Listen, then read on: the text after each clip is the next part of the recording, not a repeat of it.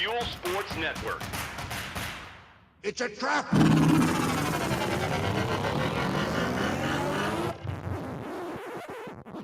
Oh, I'm sorry. Did I break your concentration?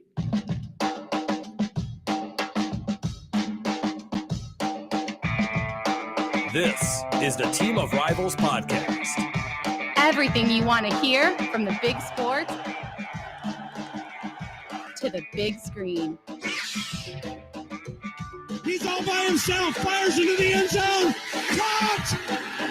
Touchdown! No! Vaughn into the windup in his first offering. Just a bit outside. He tried the corner and missed. He doesn't like you. I don't like you either. Time winding down, Mike over three. Yeah! Yes! She is gone!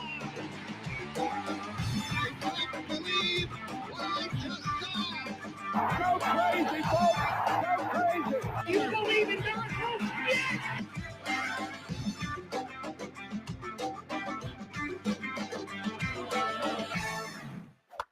I'm far when ready. What?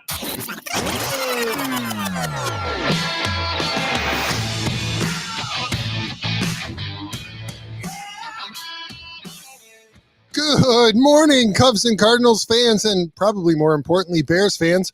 Welcome to the Team of Rivals podcast. It's Saturday, November 30th, Small Business Saturday, and apparently the only thing that can get us back on to record a show is the Bears firing their inept coach. There are probably a dozen other times we could have done this in the life of the show, but here we are. You can follow us on social media, Team of Rivals Pod. For those of you who prefer to watch the show, we also post to YouTube, Facebook, and Rumble. So hit the like and subscribe button so be sure notifications are on so that you know anytime we post new content. And actually, I need to update that. We don't only post to YouTube, Facebook, and Rumble.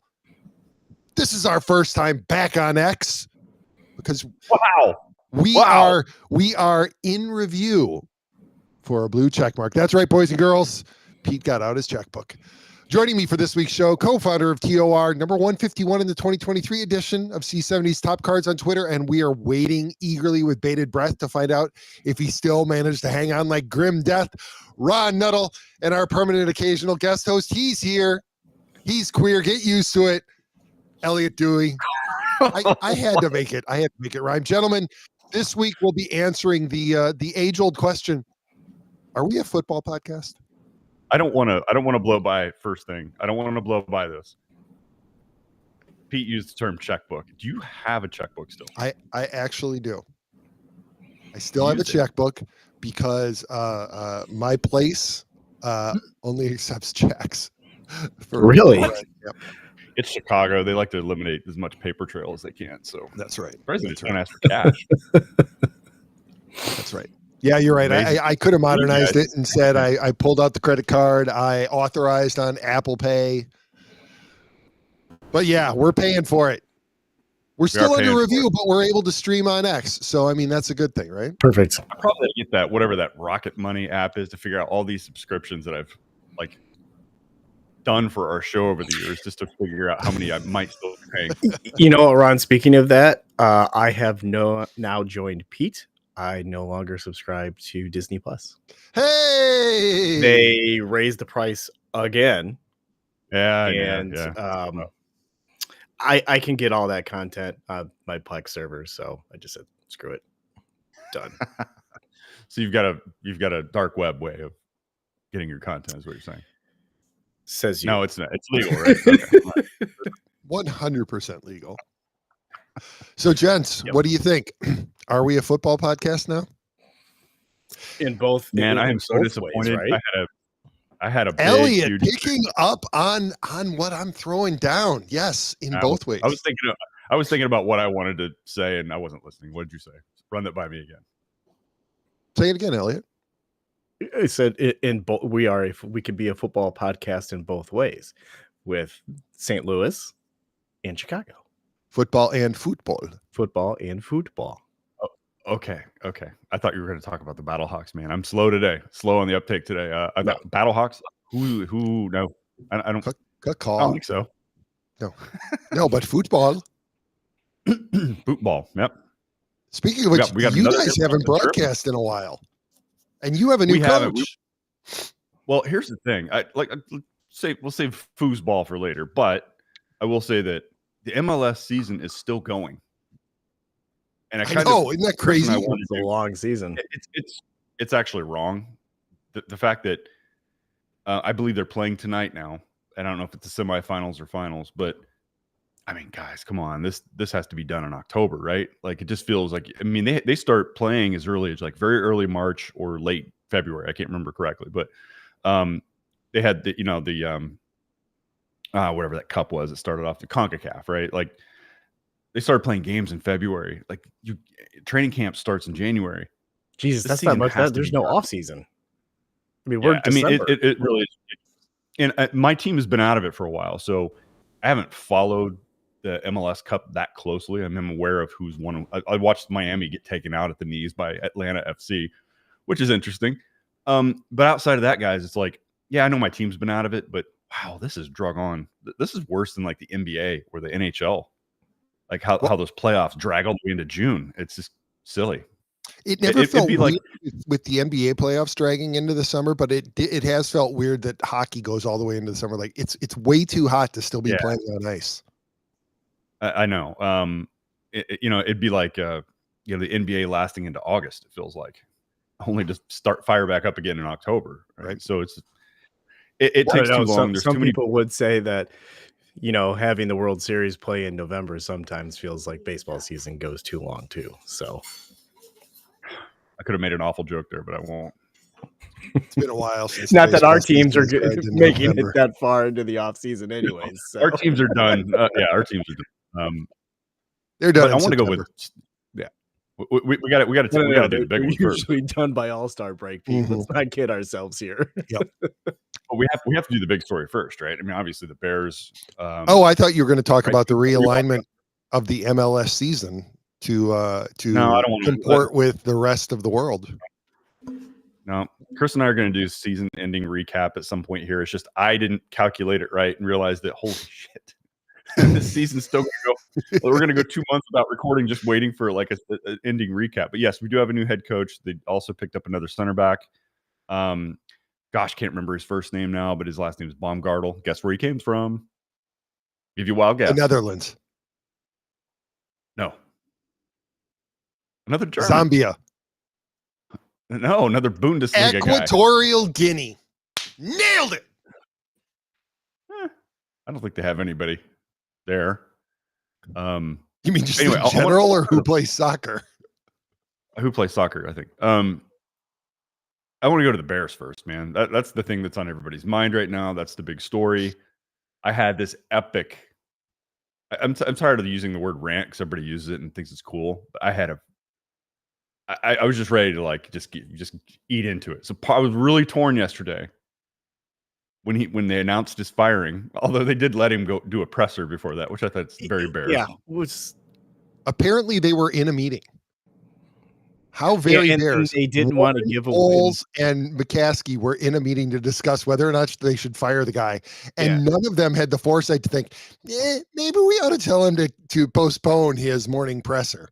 It's right. Damn Zoom. But they didn't want to give away that they were sitting there in a meeting discussing his future. So they didn't want to change the schedule, which is a lame excuse. He knew because it came up during that Zoom presser. He knew that after having already had a meeting with them that morning, he knew he had another meeting later in the day. Right. Which was unusual. So he knew he was getting canned. Oh, yeah. The Bears, it's not unusual. How's that song go? Oh, to be loved by anyone. It's not unusual to have fun with anyone. Sorry. That's the only line I know. But can we go to the game real quick? Just the game itself. And this has been talked about. I listened to Chicago ESPN 1000 all day yesterday. I was just waiting for this to drop, right? Same. There's nothing we can say that hasn't already been said by every, major news media outlet or radio show. But what I want to, you guys watching the game live? Yeah. We got to go round table here about your reaction to it, because is it not like the dumbest sequence of events you've ever seen? 100%. Somebody just a Okay, so I'm going to jump in because good. By the time the game ended, so we went up to my uncle's house in Wisconsin. By the time we got to the end of the fourth quarter there, I was at least 3 scotches deep. And if you know how my uncle pours scotch, I was feeling all right. 4 fingers? Yeah, 3 fingers every time. We emptied that bottle of Glenmorangie, and it started off really close to the top. There goes Pete. What is that? Because none of us know what that is. Yeah, I do. It's a scotch. It's a very nice scotch. Good. It's a single malt. Nice sorry, I should be more clear. Glenmorangie 14. Ooh, that's even better. Yeah, so a 14-year-old single malt, Ron. But yeah, so we're running down, and you know, I'm pessimistic at the beginning because we got to my uncle's. I think it was right around halftime. Turned on the game, and they're losing. And I was like, oh. But of course, my uncle, who's a Packers fan, and my dad, who's kind of a Packers fan, is enjoying the hell out of this, right? Enjoying the hell out of the Bears losing. And then Caleb Williams, as he has been wont to do the last couple of weeks, plays his ass off in the second half. Yeah. Seemingly despite his head coach. And we get down to that last sequence. And I honestly, I thought that I had blacked out for a little bit or something, because I looked away and then looked back, and Caleb's throwing for the end zone. And I was like, what? And I think I kind of felt like the players felt, wait, the game's over? Weren't we going to take a timeout? Weren't we going to kick it? I mean, at least try to kick a field goal. Like, all of a sudden the game was over and they were wrapping things up. And it was just, I felt like I had blacked interruption in the stream. And they 100%. Yeah. Did I miss a play in there somewhere? Because Caleb just got sacked and now the game's over. And then all of a sudden the clock went from 40 seconds to 0 seconds. You're like, whoa, what just happened here? Yeah, exactly. What about you, Elliott? I am. Yeah. So we were over at my parents' house, and you know, multiple Bloody Marys deep at this point, you know, in the day. Sounds good right now. And it's make one on air. It's my dad and my brother, and we are all collectively having the same comments, like, dude, call the timeout. They're all confused. Call the damn timeout. Why are you not calling the timeout? Like, we are all just yelling at the TV. Take the damn timeout. Run a quick out play. You know, like, this is football 101. And literally the same befuddled look on Eberflus's face as Matt Nagy during the double doink game. Like, do we just hire idiots? So, and we were just all kind of sitting there stunned at the end of the game. Like, how do you let that happen when you have a timeout in your pocket still with 40 seconds? Like, shell shocked. There's a lot. There's so much to say about it. I too was out in my garage by myself. The rest of the people that were over were actually inside. So I had the game on all day long inside. But of course, people are having conversations about everything but football and everything. So I came out here to watch the end of it.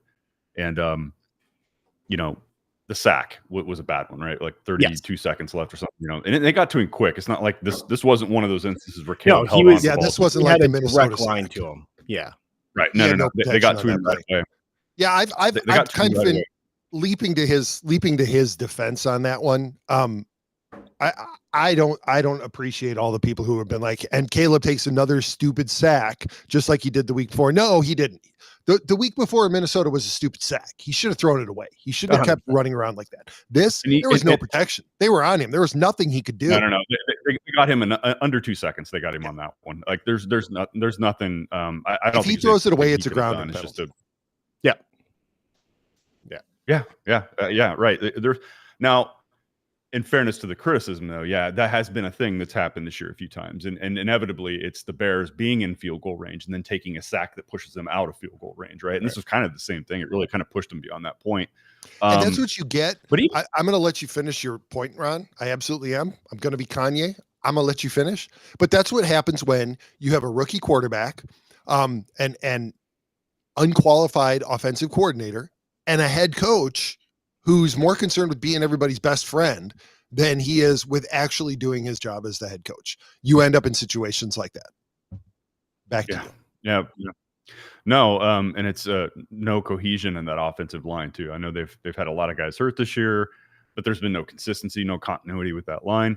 But anyway, at that point, all right, I don't know, man. I was kind of like, all right, take your time out now. Throw what you have time for one quick play, quick out play or something.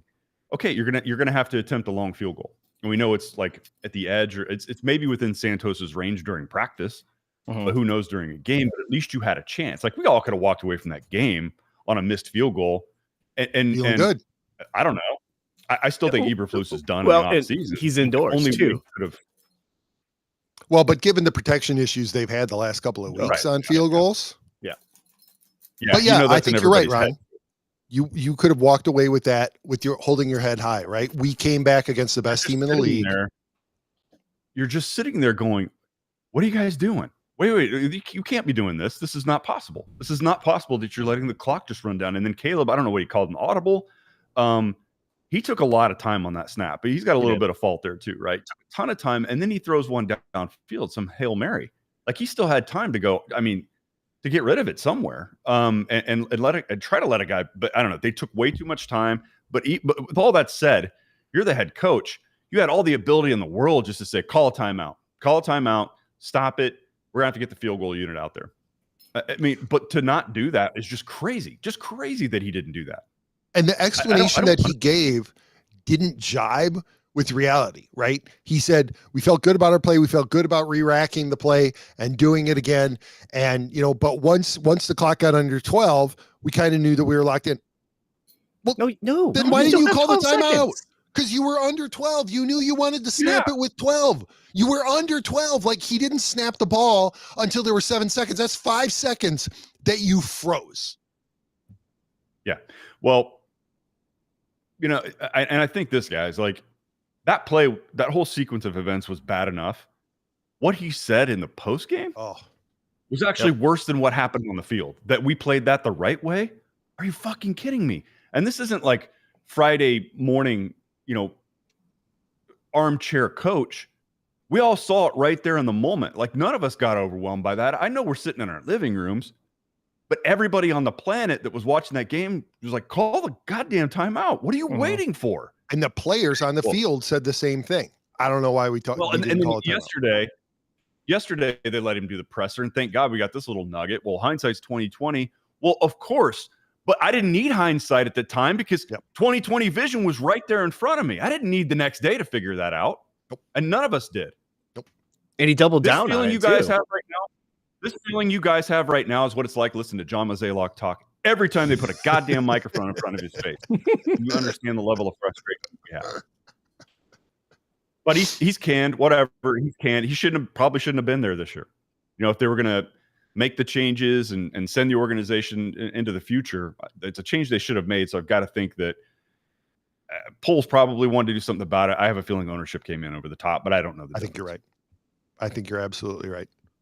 That's more and more I get that sense is that Poles wanted to do this the right way, and he wanted to reset the organization with a new head coach, a new quarterback, basically a new offense, and they wouldn't let him. And I think that dictated everything that flowed from it, right? The hiring of Shane Waldron as the offensive coordinator, right? All of the hires that were made came because you kept Eberflus in place. Because after Waldron was fired, I was reading some articles, and there was some people who were saying Waldron's offense does not work with the pieces that he has. It doesn't work with the receivers and the quarterback that he has. It's not designed for those kinds of players. I don't know what it's designed for then. Arena Football League? I don't know what. Well, no, it's designed for the players that the Rams have, right? A quarterback who's not particularly mobile, but who has a big arm, who makes quick decisions, and then a bunch of possession receivers who run precise routes, but don't necessarily go over the top. I mean, you look at the Rams; they're not doing a lot of long plays, a lot of go routes. They're relying on guys making the catch, running a precise route, and then breaking tackles and gaining yardage after the catch. And that's not who the Bears have on their team at the quarterback or wide receiver positions. No, it's hard to, we kind of have an idea of who the Bears have on their team by some of the veterans. And you've got, what some guys were in college, but it's really tough to tell what you have right now, right? Because they haven't had a competent coaching staff in total, right? So it's kind of hard to judge what they have right now. They've been put under a game plan that just doesn't fit them very well. So you still kind of like have a lot of question marks, I think, across the board on what is this team capable of. So he gets a 5-week head start. Is Thomas Brown the head coach next year? I'm going to say this, and it's nothing against Thomas Brown, but I no, I hope not. I really think they need to bring in somebody. And again, I don't know anything about Thomas Brown, guys. We hardly know him because he's stepped up to kind of fill in for the offensive coordinator. Like, we don't know him that well. So it's nothing on him, but I want them to bring somebody in from the outside that has a set of balls, right? That can. I know McCaskies don't want that. Like, they don't want to coach with a lot. Are they going to allow a head coach to come in to pretty much become the dictator of the Chicago Bears? Because my worry is I don't see the ownership allowing that, because they're going to feel like they're not going to have control anymore. But that's the point. Well, under their control over the last 30 years, what has that produced? It's produced one pretty good season where they went to the Super Bowl, a couple that they were in the mix in the playoff run. But what does it produce? What has their way produced since coach? Nothing. Nothing. Yeah. Well, it's gonna require a pretty huge break with tradition, because if you look at the Bears' history, they've never hired a proven coach. And this goes all the way back to Papa Bear, right? After George Halas finally hung it up, every coach that they ever got was the hot new name. They never got anybody who had already been established. They've never done that. They've always tried to prove that they were smarter than the league. So it's going to require more. I know this is a name that's going to be thrown out and that it's not going to happen, but Bill Belichick would seem to be the person to bring in, right? He's worked with offenses. He has connections all over the league. He will establish culture. The problem is that Ryan Poles will lose his job if you bring Bill Belichick in, because Bill Belichick is not going to answer to anybody. He'll answer to Kevin Warren in the role that Kevin Warren has, because Kevin Warren does not seem to be dictating much as far as the football side of the operations is going. And he'll answer to the McCaskies, but he's not going to answer to Ryan Poles. He's not going to agree to that arrangement. That's the only way you're going to get Bill Belichick in. And I don't know that the Bears will do that because of their loyalty, right? They've been loyal to head coaches. They're going to be loyal to Ryan Poles. They're not going to fire Ryan Poles so they can bring in Bill Belichick. I just don't see it. Maybe Mike Vrabel. Mike Vrabel might be willing to work with a general manager, but Belichick's not going to. Belichick's going to come in and he's going to say, I want to be in control of personnel. I want to be in control of everything, and we'll win here. It didn't guarantee anything, but you had Harbaugh this last offseason. Yeah. It didn't guarantee a winning culture. I get it. They missed out. And you're right, Pete. Like, Vrabel's a name that's been floated around. I don't know who they bring in. I think Belichick, given – I'm not worried about age with him so much, but it's it's not going to be long term. I mean, how many more years is he going to take the helm on the sideline? He's 71? Yeah, but if you bring in a Bill Belichick, right? Let's say we get 5 years out of him. Well, that's the entirety of Caleb Williams' rookie contract, and then you get him on a renewal, and now you've had him under a coach who can show him how to be a winning quarterback. And then that sets it up for the next head coach, because now you have a veteran quarterback who knows how to win in the league. And then you can go ahead and you can be smarter than the league again, and you can hire the hot new coordinator name, and the quarterback can help the coach along. He can cover up for some of the coach's mistakes, because 5 years from now, Caleb Williams does not let that end of game sequence happen. My fear is that they're going to screw up this head coach thing again, and Caleb Williams is going to bolt at the end of his contract. Well, is he a fan of Caleb Williams? I don't know if I read or heard that somewhere, but he wasn't. He wasn't. I remember reading it. I remember reading that during the draft, that he wasn't a fan of Caleb Williams' game, but that could just be gamesmanship on his part in basically running down the Bears because he wanted the job and they didn't give him a call. I think over the last couple of weeks, he has talked highly of him. No, if there's a coaching opening, yeah, he's gonna be like, that guy's got some promise. Exactly. Well, and apparently the Bears head coaching position is high on his list of jobs that he would take. My fear is that they're going to go with the hot name that we're hearing a lot about. And this is not to run him down, but that they're going to throw all the money at Ben Johnson up in Detroit. The only problem is he pulled his name out of the running last year in the offseason out of 2 head coaching opportunities, right? In Washington and in Seattle. And Washington has turned out to be a pretty, a pretty nice situation this year.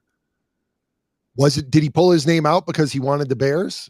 Or did he pull his name out because they wouldn't meet his monetary demands?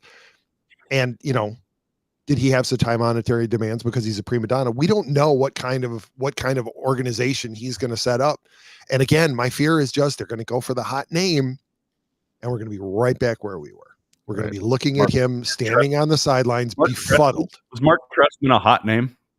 No, he wasn't. But it was the Bears trying to be smarter than the rest of the league. That was one of those moves. Like, well, our analytics suggest we found this diamond out here, this gold bullion and a pile of shit from the Canadian Football League. Right. Canadian Football League. And we're going to make this work. And they got to, and the tough thing to say is they got to hire an offensive coach, right? Because they do this every time. So we go from offense to defense to offense to defense. And right now the yo-yo is coming back up. So it's time to hire an offensive coach, right? Because we had Nagy offense. We went to Eberflus defense. Time to come back to Nagy. Or they could pivot, fool everybody. And we look up and Lovey's back. What about Lovey? Lovey's got to be around, right? Well, it is his quarterback. Thanks true. To Lovey. We get off this bus running. Ain't running anywhere lately. Nope. This is going to be a painful last 5 weeks. Yeah. Yeah. It is tough to swallow, though. You look at, they weren't guaranteed to tie the game yesterday or even get in a position to win it. No. But I don't. So with having people in and out of the house and everything, so it was 20. Bears had 20 points. I think Detroit was at 23, and Caleb had thrown for 3 touchdowns. Did they go for a 2-point conversion and not, or did they miss an extra point? Again. Yes, they did. I can't recall right now. They went for 2. Well, which one, guys? They went for 2. They went for fucking 2. Yeah, too early in the game. Just you don't go for 2 that early. So, he's done that shit a lot, right? Yes. Like, or whoever. You don't go for 2, so, and it's come to bite him in the ass both times. You don't go for 2 until you know what the end of the game is going to be. Right. So do you think it changes their approach in that last sequence, the whole possession, if all they need is a field goal to win or a field goal to tie?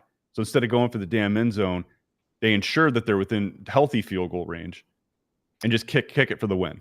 I know that hasn't gone their way this year. They weren't going for the win because Caleb said he changed the play at the line when he saw what alignment the defense. I'm talking about that whole last possession though. Like I just wonder if it changes kind of the mentality there to, when you're going for a field goal to win or a field goal to tie. Like I don't know that Eberflus ever goes for the win.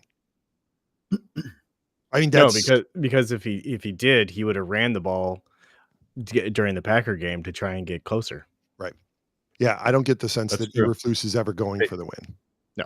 They let that run down. You're right. You're absolutely right, Elliott. I was thinking the same thing when that game was happening. I'm like, why not do a quick running play? Use your last time out. Yeah, burn the clock. I mean, they had plenty of time. They had plenty of time because they just let the clock burn down. It was, again, second down, 40 seconds left, timeout in your pocket, and you let it run down to 3 seconds and say, we're good here for the 46.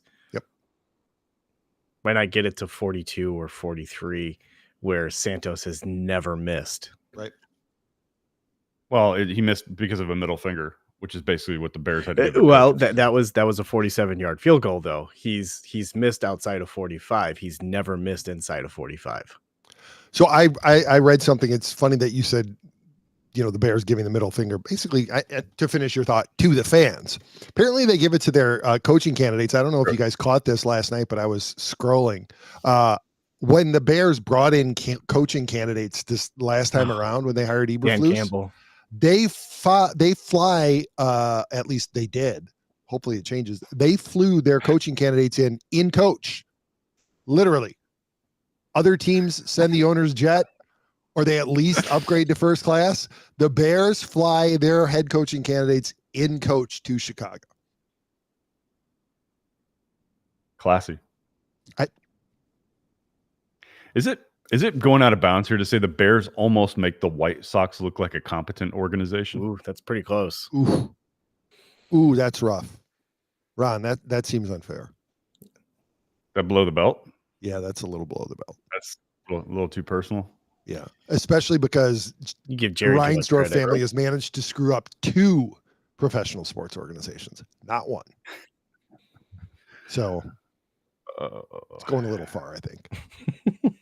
The immense size and resources that Chicago should have access to being in this market. I cannot believe.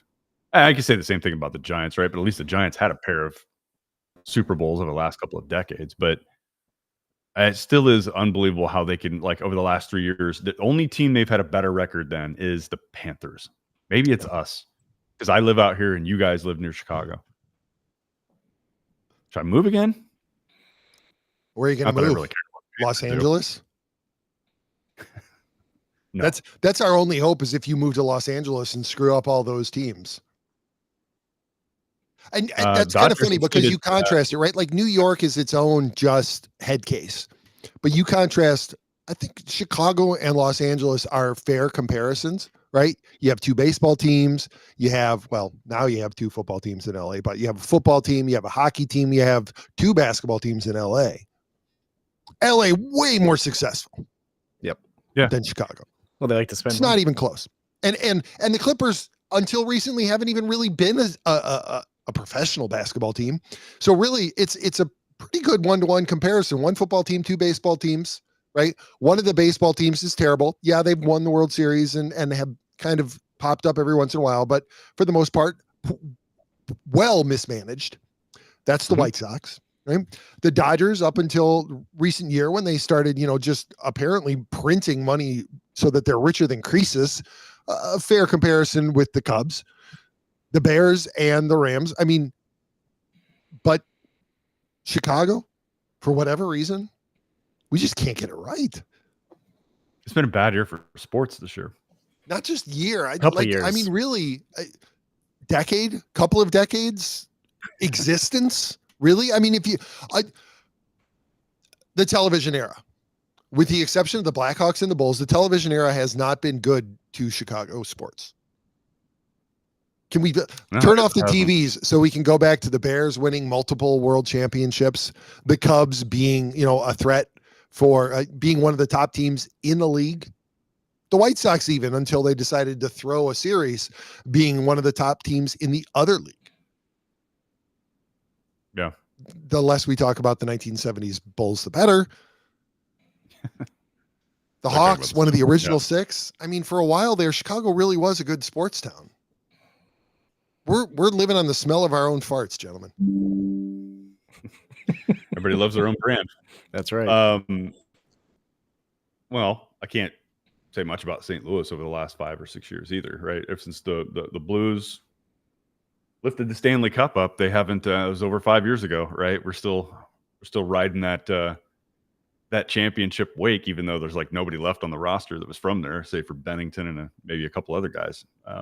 But you know how that goes, Pete. Sometimes if that's been your only championship, you'll milk that thing until most people are ready to move on, I think. But you still hear about it from time to time. It's Midwest sports is depressing right now. Now that you mention it, Ryan, you're absolutely right. The last time Chicago won a championship was the Cubs. Is it really? And which is really coming up on bad 9 years. It's something in the water. It trickles down to St. Louis too, so you guys need to clean your shit up there. Well, it does, right? It flows out of Lake Michigan into the Mississippi. Yep. It's all our fault, apparently. I think I got to start the origin. Well, hey, Ron, some good news, and we can shift it back to the ostensible purpose of this podcast. As I was prepping is saying a bit much, but as I was prepping for the podcast today, I saw the Cardinals have re-upped with FanDuel, and you're going to be able to stream games, buddy. You may actually be able to see the Cardinals this year. Now, whether or not you want to is a completely separate issue, but you will be able to. Congratulations. You must be thrilled. I went month to month last year, and I did not subscribe the whole season. So, I think that's good news, especially for the local people in the market, right? Because they don't have to do this thing where they have to get Fubo TV, and that's the only way you can get Bally Sports if you're a streamer, right? So it will cure a lot of aches and pains for Cardinals fans locally. They'll have that option. I am still going to. I won't need it because I can still do MLB TV, but I'm still going to run into the red wall every time they play Cincinnati. It's going to be blacked out. Or Atlanta. I would have to subscribe to their. Or I would have Nationals. to subscribe somehow to theirs. And the Nationals, they'll only be like 3 or 6 games against those. They usually aren't too bad. But last year's schedule was fucking brutal because they like played all 3 of those teams back to back. And I looked down at the schedule one time. I'm like, even if I wanted to watch, I can't watch them for a week and a half because they went to Cincinnati, played the Nationals, then played the Braves. So it's sounds about right. Brutal, man. Even if you don't want to watch your team, I mean, chances are within a 2-week span, you're going to want to maybe turn it on in the background, but you don't even have that option. So, Ron, what's going to motivate you to turn in more? Wilson Contreras playing first base or Nolan Arenado playing first base? I can't. Well, the only reason Arenado is going to be willing to move to first base anyway is to facilitate a trade to get his ass out of there.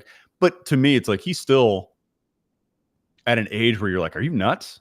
You're still like, even at his age, is still like in the top 3 defensive third baseman in the game. Like, what the hell is he talking about? And he has more value as a third baseman than he would as a first baseman. Yeah, that's nuts, man. I don't know why anybody would trade for him. You trade for him because you want that defense at the hot corner and a bat. Yeah, if you're looking for a first baseman, you should definitely call Judd Hoyer and trade for Cody Bellinger. Come on. What are you thinking? You don't want a converted third baseman. You want a converted outfielder. Former Cardinals news, Tommy Edman extended by the Dodgers. I don't know if you guys caught that one. Apparently they're going to sign everybody. 5 years, $74 million. Even this, like that. Yeah. It's got incentives tied to it. So it's worth a little bit more than that. And a $17 million signing bonus. Yeah. I think the Edmonds are going on vacation this Christmas. They should. They deserve it. He's a nice little player, right? He's the perfect guy that fits within a team that already has. But is he a $50 million a player? $50 million a year player? I'm telling you right now, if you basis it, look at what he did for the Dodgers down the stretch. Now he's not going to be an MVP all the time, but when you don't have to count on him to be one of your 3 or 4 core all-star level type players, when you don't have to rely on him for that, he can fit in with those teams nicely. And whenever somebody's having a bad day, $15 million a year, I think so. By today's standards, if you got a guy that can play multiple positions. Outside of Los Angeles, is that worth $15 million a year? Well, there's not many situations like that. He's worth more to the Dodgers right now than he would be a lot of other teams. So I think for the Dodgers, yeah, he's probably worth $15 million because he can play multiple positions.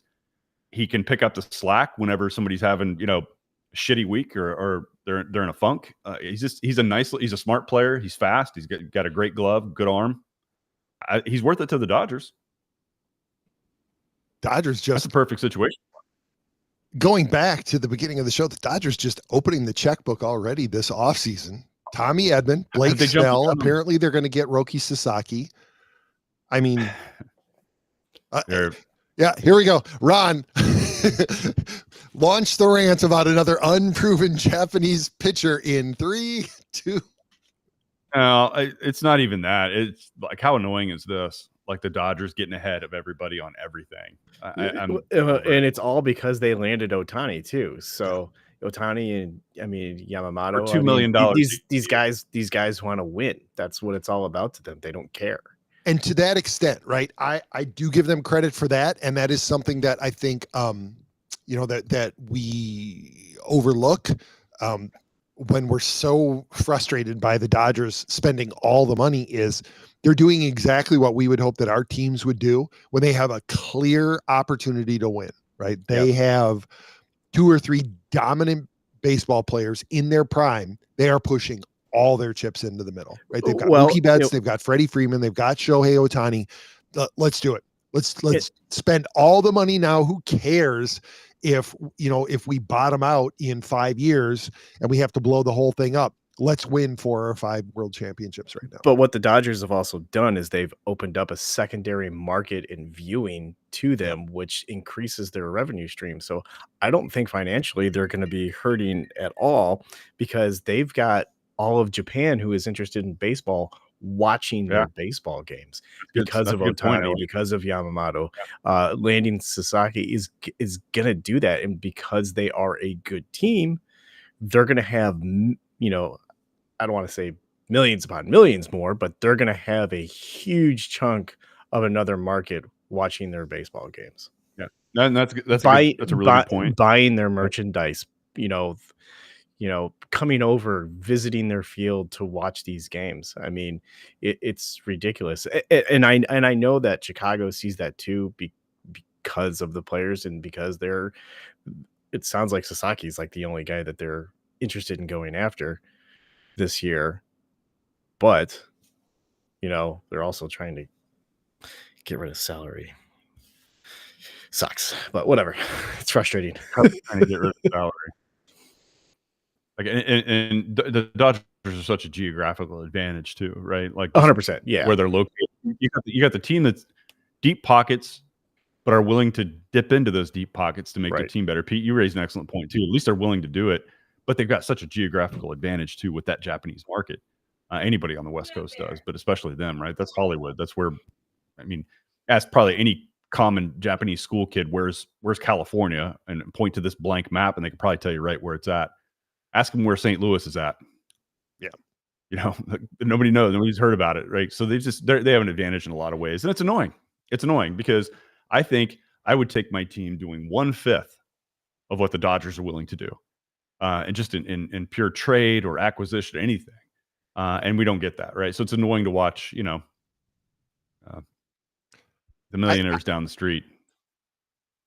I totally agree. And that's the annoying thing in watching the Cubs, but also in reading Cubs bloggers and fans online, is everybody who's like, just push in like the Dodgers. This division is winnable.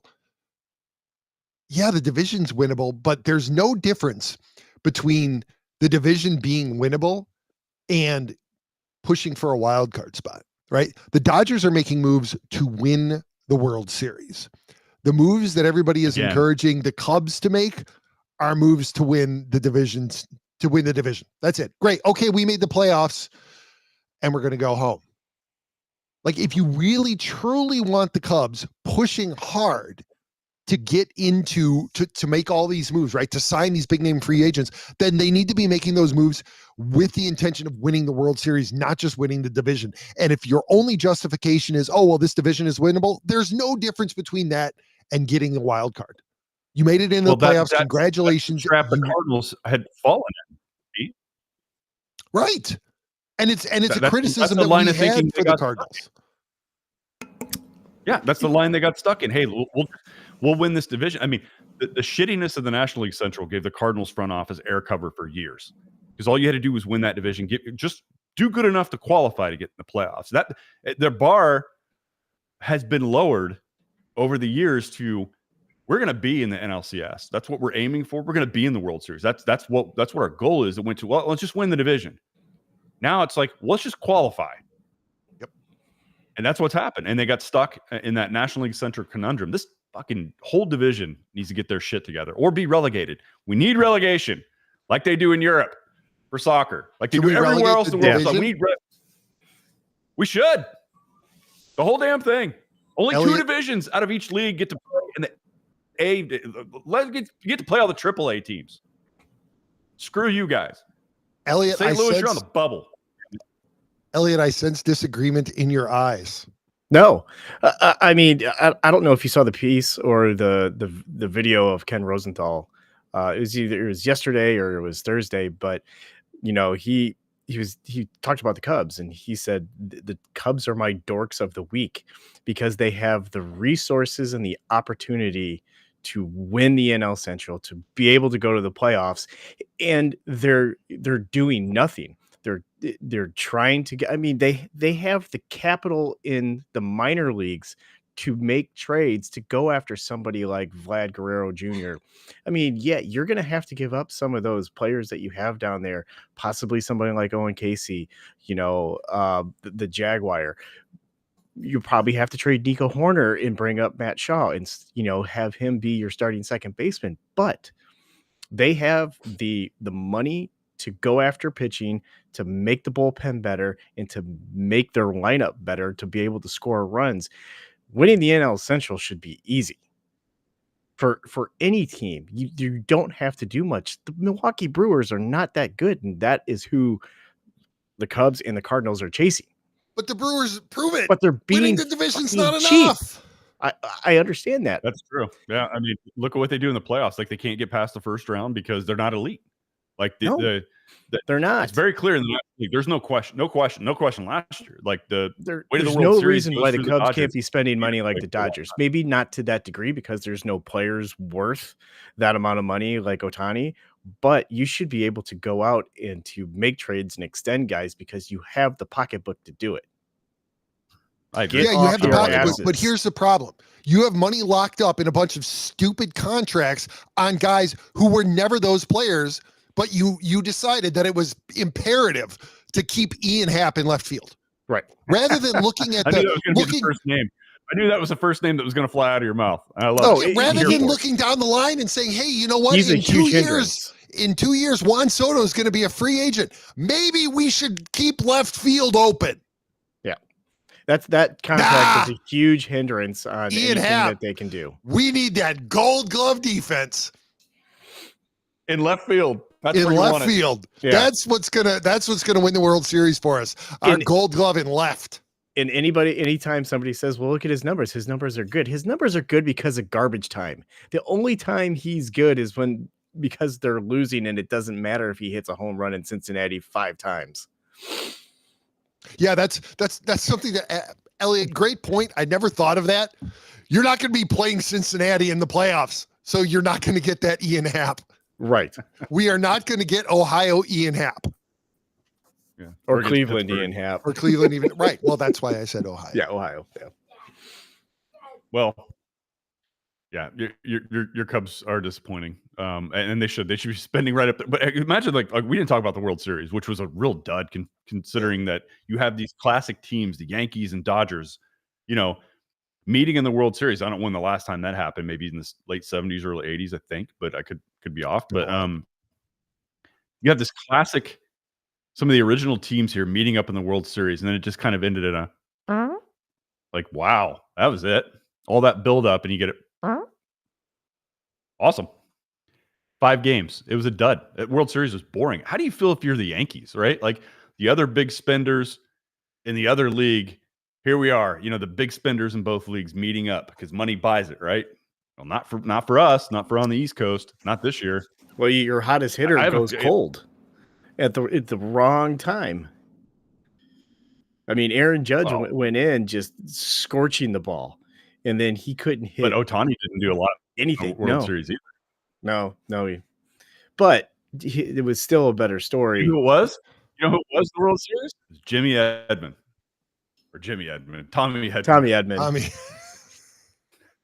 Wrong Edman. And Ron, excellent point. You were 100% correct. The last time these two teams met in the World Series was at the height of Fernando Mania, 1981. 43 years. That's right. Yeah. And they met 11 times. Mania. He was a Cardinals legend. They met 11 times between 1941 and 1981. So in 40 years, they played each other 11 times. And now for the first time in 40 years, they played each other. And it was utterly underwhelming. Go ahead. It was boring. I couldn't really watch any of it, right?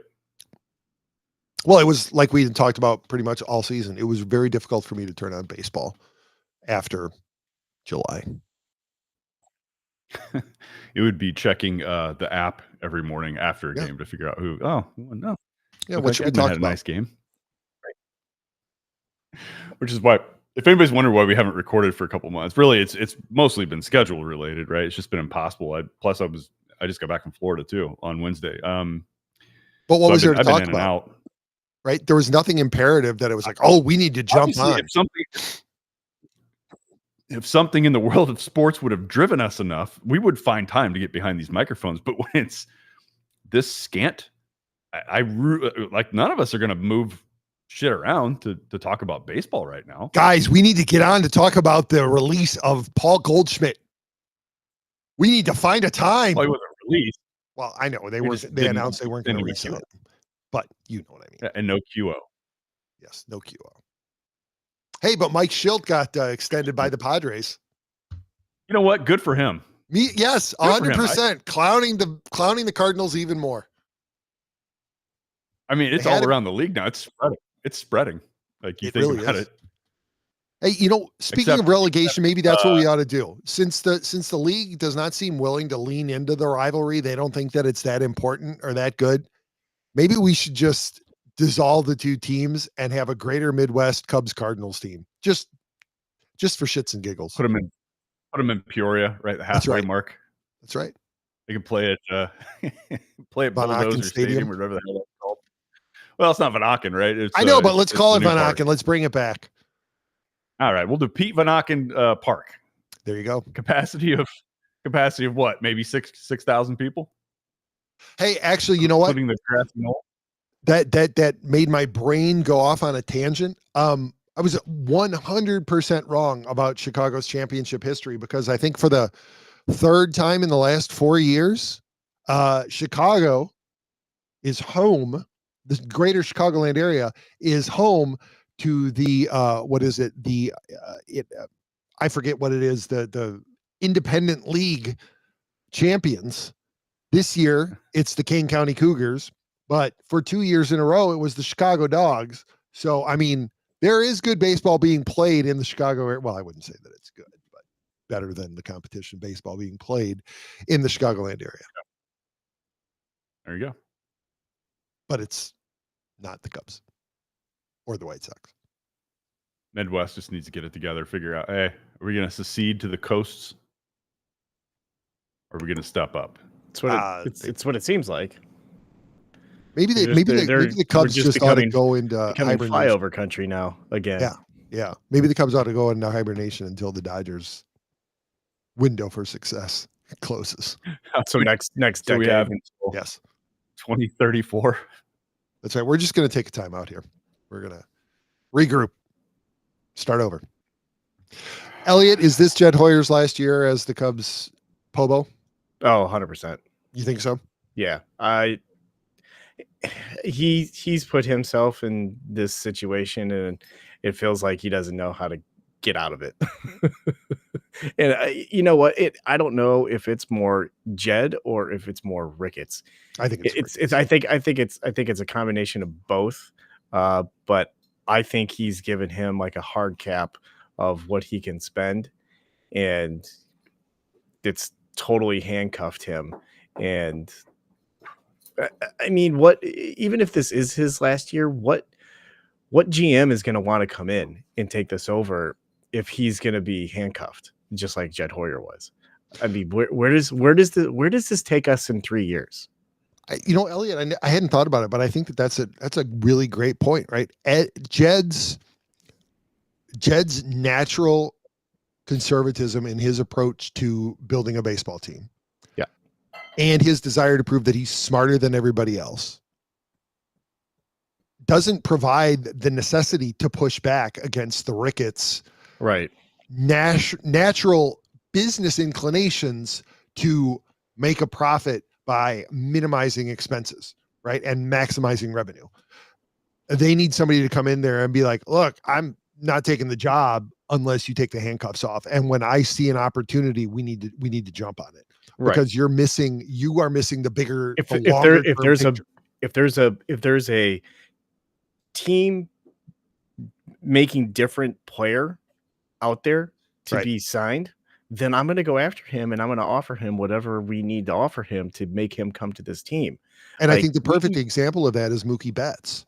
Right? Yeah. Everybody viewed Mookie Betts as a second baseman. So when the Red Sox made him available, there were teams that were out. The Cubs were out. They were like, we don't need a second baseman. We've got a second baseman. And the Dodgers said, we'll make him an outfielder. We'll find a spot for him. And that should have been the Cubs approach, right? With Ohtani, we'll find a spot for him. We'll figure it out. And you know the Cubs are willing to make moves like that because they went and got Craig Ian Counsell. Happ? Craig Counsell was the best available coach out there, so they went and got him. Do that with players, and they're not doing that with players. Go get the best possible player out there to add to your figure team it out. and figure it out. Do like what the Dodgers have been doing and defer money. That seems to be the thing to do now.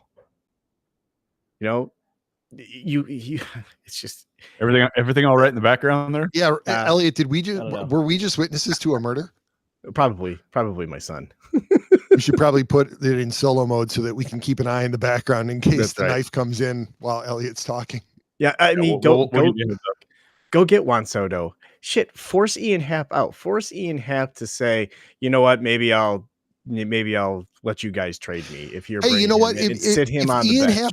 Ian Happ would probably be pleased to be a well-paid bench player. It would give him more time to work on all of his investments and business opportunities and everything. Ron, before you fall asleep, this is Mo's last year as Bobo also, isn't it? Have we talked since that was all revealed? I don't think we have. I don't remember the last time we That recorded. Chaim is Chaim going to be taking Bloom. over.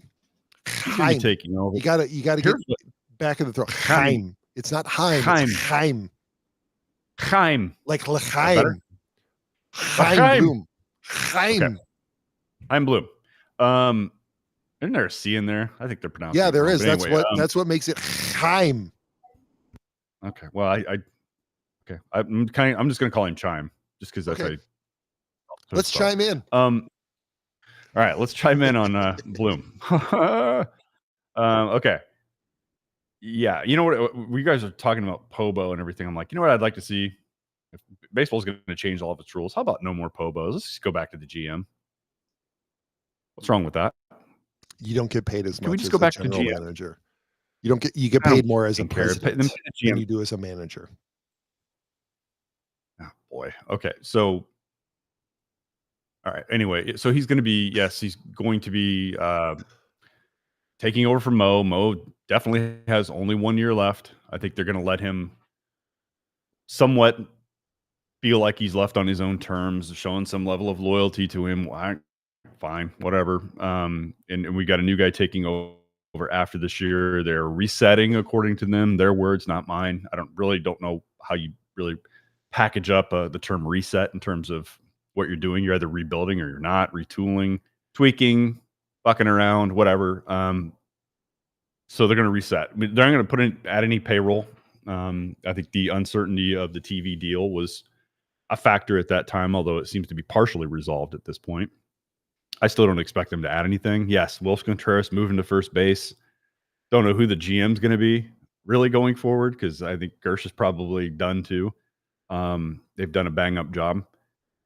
What's there to talk about? Like, I think Nolan Arenado is going to be traded. I think they're looking for a deal to somewhere to get him where he can actually have a shot at winning again. And the Cardinals probably crossing their fingers, hoping somebody steps up that wants to take Matz or maybe even a flyer on Michaelis.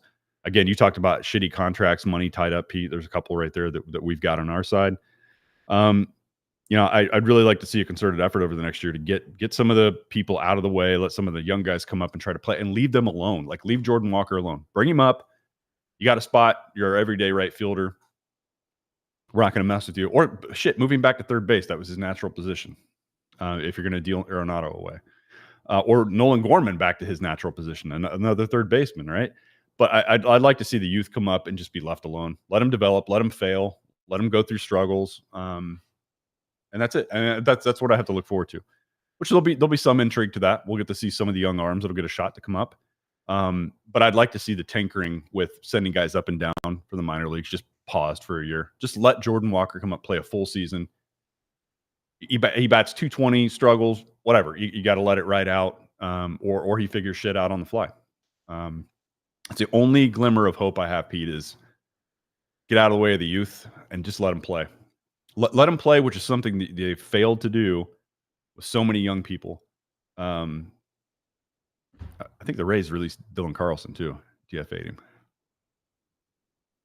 That's how good he was. All you Carlson fans out there. Shitheads. I still got them all on mute.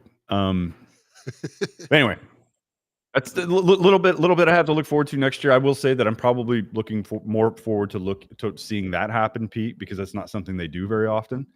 Than I would be had Goldschmidt been extended on a stupid, 2 or 3 year deal, and then I watch the same shit, go out there next year and can clearly expect that, Walker's going to be.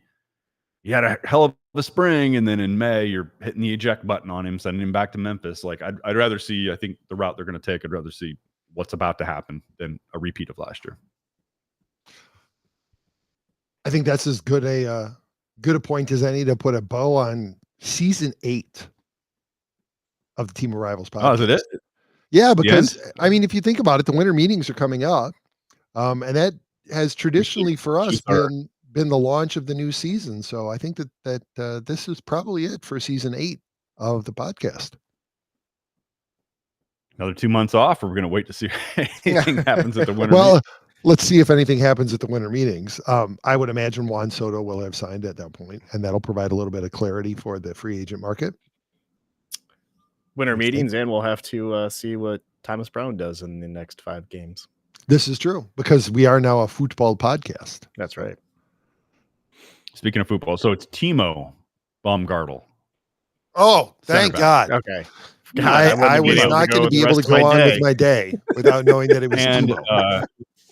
And Olaf Melberg is the new head coach. I love that your head coach's name is Olaf. Why not? I think Major League Baseball needs more guys. You want to build a snowman? You said it, didn't you, Elliott? Is that what I heard? You want to build a snowman? Yeah, you did. Okay, I did. I think Major League Baseball and football need more unusual European names. We need some Olafs and some Klauses. Yeah. We've got some. I mean, Marcel's not totally unique, but we got a Marcel, a Cedric, Olaf, Timo, Roman. I like it. Yeah, Celio, very unique. Let's shake it up. Wait, CeeLo Green? Fuck yeah. Celio Green. I'd love to see him out on the pitch.